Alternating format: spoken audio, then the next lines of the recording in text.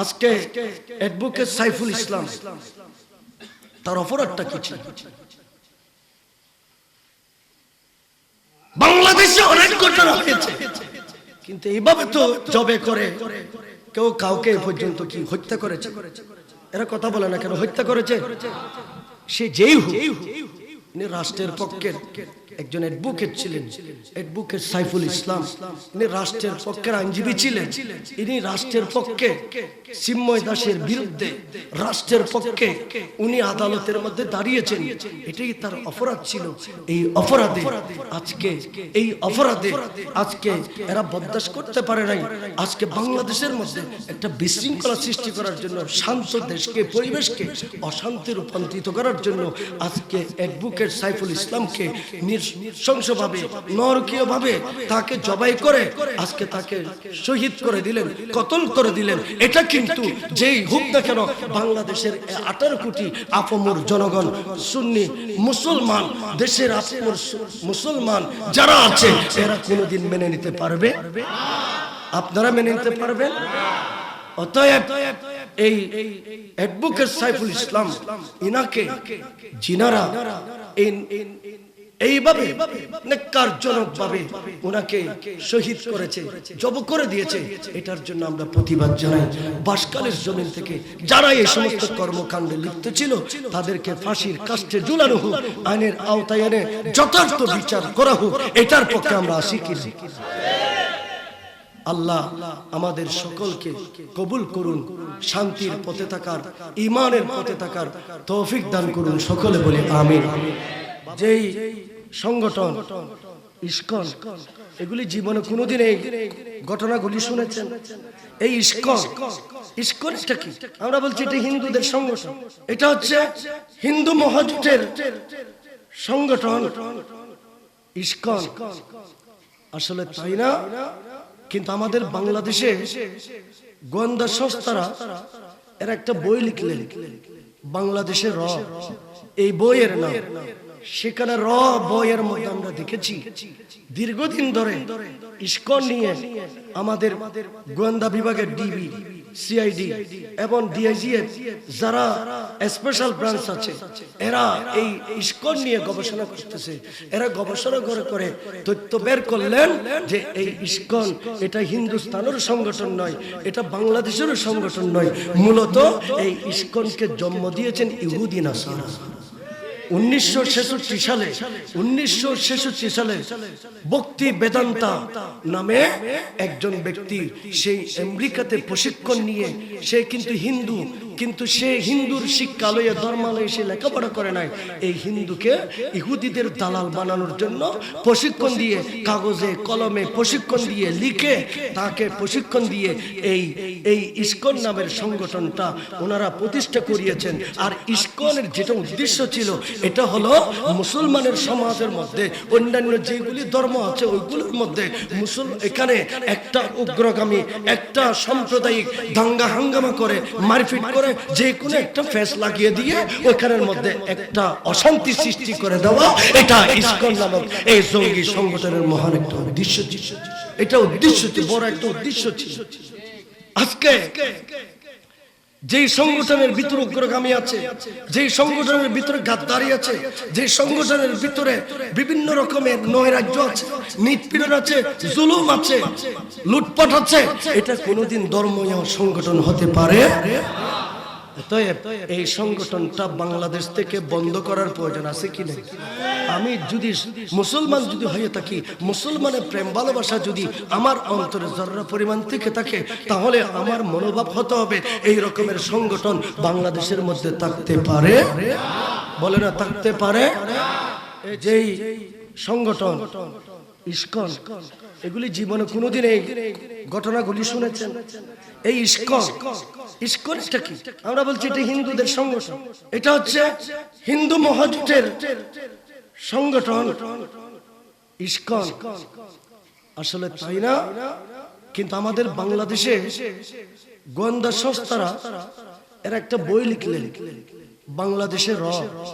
এই বইয়ের নাম, সেখানে র বইয়ের মধ্যে আমরা দেখেছি দীর্ঘদিন ধরে ইসকন নিয়ে আমাদের গোয়েন্দা বিভাগের ডিবি, সিআইডি এবং ডিআইজিএফ যারা স্পেশাল ব্রাঞ্চ আছে, এরা এই ইসকন নিয়ে গবেষণা করতেছে। এরা গবেষণা করে তথ্য বের করলেন যে এই ইসকন এটা হিন্দুস্তানের সংগঠন নয়, এটা বাংলাদেশের সংগঠন নয়। মূলত এই ইসকনকে জন্ম দিয়েছেন ইহুদি নাসারা। 1966 সালে ভক্তি বেদান্তা নামে একজন ব্যক্তি সেই আমেরিকাতে প্রশিক্ষণ নিয়ে, সে কিন্তু হিন্দু, কিন্তু সে হিন্দুর শিক্ষালয়ে ধর্মালয়ে সে লেখাপড়া করে নাই। এই হিন্দুকে ইহুদিদের দালাল বানানোর জন্য প্রশিক্ষণ দিয়ে, কাগজে কলমে প্রশিক্ষণ দিয়ে, লিখে তাকে প্রশিক্ষণ দিয়ে এই ইসকন নামের সংগঠনটা ওনারা প্রতিষ্ঠা করিয়েছেন। আর ইসকনের যেটা উদ্দেশ্য ছিল, এটা হলো মুসলমানের সমাজের মধ্যে অন্যান্য যেগুলি ধর্ম আছে ওইগুলোর মধ্যে এখানে একটা উগ্রগামী, একটা সাম্প্রদায়িক দাঙ্গা হাঙ্গামা করে, মারপিট করে, যে কোনো একটা ফেস লাগিয়ে দিয়ে ওইখানের মধ্যে একটা অশান্তি সৃষ্টি করে দেওয়া, এটা ইসকন নামক এই জঙ্গি সংগঠনের মহান একটা উদ্দেশ্য ছিল। এটা উদ্দেশ্য ছিল, বড় একটা উদ্দেশ্য ছিল। আজকে যেই সংগঠনের ভিতরে উগ্রগামী আছে, যেই সংগঠনের ভিতরে গাদ্দারি আছে, যে সংগঠনের ভিতরে বিভিন্ন রকমের নৈরাজ্য আছে, নিপীড়ন আছে, জুলুম আছে, লুটপাট আছে, এটা কোনোদিন ধর্মীয় সংগঠন হতে পারে। এই সংগঠনটা বাংলাদেশ থেকে বন্ধ করার প্রয়োজন আছে কি না? আমি যদি মুসলমান যদি হয়ে থাকি, মুসলমানের প্রেম ভালোবাসা যদি আমার অন্তরে জররা পরিমাণ থেকে থাকে, তাহলে আমার মনোভাব হতে হবে এই রকমের সংগঠন বাংলাদেশের মধ্যে থাকতে পারে, বলে না থাকতে পারে। যেই সংগঠন ইসকন, এগুলি জীবনে কোনোদিন এই ঘটনাগুলি শুনেছেন? এই ইসকনটা কি? আমরা বলছি এটা হিন্দুদের সংগঠন, এটা হচ্ছে হিন্দু মহাজোটের সংগঠন ইসকন। আসলে তাই না? কিন্তু আমাদের বাংলাদেশে গোয়েন্দা সংস্থারা এর একটা বই লিখলেন, বাংলাদেশের র। এই বইয়ের নাম, সেখানে র বইয়ের মধ্যে আমরা দেখেছি দীর্ঘদিন ধরে ইসকন নিয়ে আমাদের গোয়েন্দা বিভাগের ডিবি, সিআইডি এবং ডিআইজিএফ যারা স্পেশাল ব্রাঞ্চ আছে, এরা এই ইসকন নিয়ে গবেষণা করতেছে। এরা গবেষণা করে তথ্য বের করলেন যে এই ইসকন এটা হিন্দুস্তানের সংগঠন নয়, এটা বাংলাদেশের সংগঠন নয়। মূলত এই ইসকনকে জন্ম দিয়েছেন ইহুদি নাসারা। 1966 সালে ভক্তি বেদান্তা নামে একজন ব্যক্তি সেই আমেরিকাতে প্রশিক্ষণ নিয়ে, সে কিন্তু হিন্দু, কিন্তু সে হিন্দুর শিক্ষালয়ে ধর্মালয়ে সে লেখাপড়া করে নাই। এই হিন্দুকে ইহুদিদের দালাল বানানোর জন্য প্রশিক্ষণ দিয়ে, কাগজে কলমে প্রশিক্ষণ দিয়ে, লিখে তাকে প্রশিক্ষণ দিয়ে এই ইসকন নামের সংগঠনটা ওনারা প্রতিষ্ঠা করিয়েছেন। আর ইসকনের যেটা উদ্দেশ্য ছিল, এটা হলো মুসলমানের সমাজের মধ্যে অন্যান্য যেগুলি ধর্ম আছে ওইগুলোর মধ্যে এখানে একটা উগ্রগামী, একটা সাম্প্রদায়িক দাঙ্গা হাঙ্গামা করে, মারপিট করে, যে কোনো একটা ফেস লাগিয়ে দিয়ে ওইখানের মধ্যে একটা অশান্তি সৃষ্টি করে দেওয়া, এটা ইসকন নামক এই জঙ্গি সংগঠনের মহান একটা উদ্দেশ্য ছিল। এটা উদ্দেশ্য ছিল, বড় একটা উদ্দেশ্য ছিল। আজকে যেই সংগঠনের ভিতরে উগ্রগামী আছে, যেই সংগঠনের ভিতরে গাদ্দারি আছে, যে সংগঠনের ভিতরে বিভিন্ন রকমের নৈরাজ্য আছে, নিপীড়ন আছে, জুলুম আছে, লুটপাট আছে, এটা কোনোদিন ধর্মীয় সংগঠন হতে পারে। এই সংগঠনটা বাংলাদেশ থেকে বন্ধ করার প্রয়োজন আছে কি না? আমি যদি মুসলমান যদি হয়ে থাকি, মুসলমানের প্রেম ভালোবাসা যদি আমার অন্তরে জররা পরিমাণ থেকে থাকে, তাহলে আমার মনোভাব হতে হবে এই রকমের সংগঠন বাংলাদেশের মধ্যে থাকতে পারে, বলে না থাকতে পারে। যেই সংগঠন ইসকন, এগুলি জীবনে কোনোদিন এই ঘটনাগুলি শুনেছেন? এই ইসকনটা কি?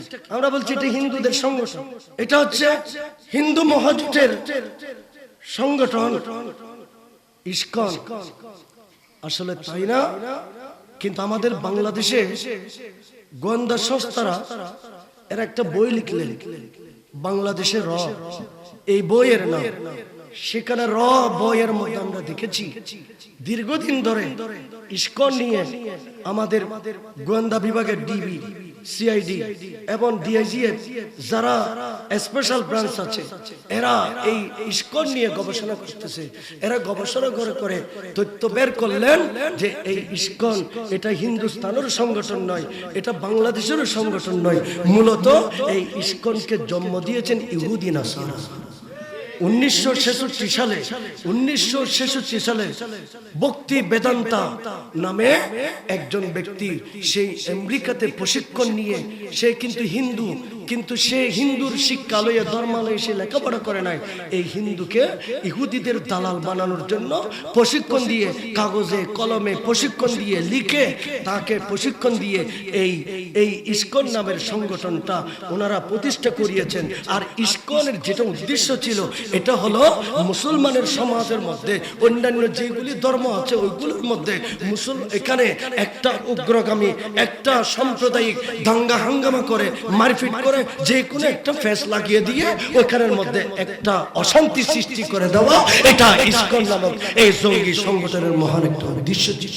এটা উদ্দেশ্য ছিল, বড় একটা উদ্দেশ্য ছিল। আজকে যেই সংগঠনের ভিতরে উগ্রগামী আছে, যেই সংগঠনের ভিতরে গাদ্দারি আছে, যে সংগঠনের ভিতরে বিভিন্ন রকমের নৈরাজ্য আছে, নিপীড়ন আছে, জুলুম আছে, লুটপাট আছে, এটা কোনোদিন ধর্মীয় সংগঠন হতে পারে। এই সংগঠনটা বাংলাদেশ থেকে বন্ধ করার প্রয়োজন আছে কি না? আমি যদি মুসলমান যদি হয়ে থাকি, মুসলমানের প্রেম ভালোবাসা যদি আমার অন্তরে জররা পরিমাণ থেকে থাকে, তাহলে আমার মনোভাব হতে হবে এই রকমের সংগঠন বাংলাদেশের মধ্যে থাকতে পারে, বলে না থাকতে পারে।